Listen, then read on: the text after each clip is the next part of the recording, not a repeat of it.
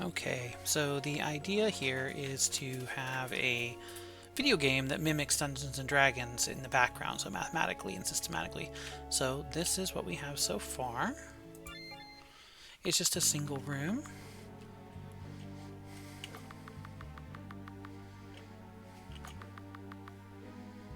Okay, so as it says, we can hit K to bring up our character sheet.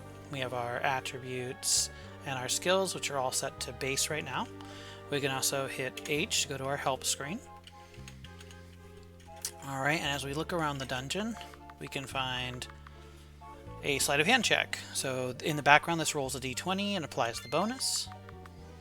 DC of 11, rolled a 15. Skill improved. We check out our character sheet. You can see our sleight of hand is now 2, and the gate opened. We can also look through our chamber pot to making an investigation check. We rolled a 1, we didn't find anything, but our skill still improved in this case. An athletics check, same basic idea. This one had a DC 1, we rolled an 11, so it works.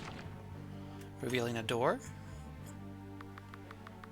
Halfway through, we find some cloth armor, and then we come out the other side. We can go back through if we'd like. Our stats are now all 10s with +2s and 3 skills. If we try to leave the area without a weapon, backs us up.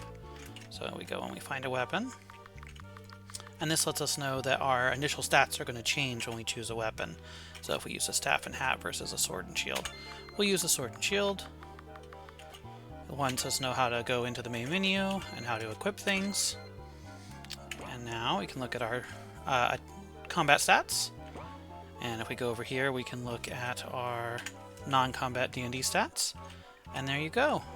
Functional skill system, but just like in D&D, you could build any adventure you wanted off of this. Alright, take care.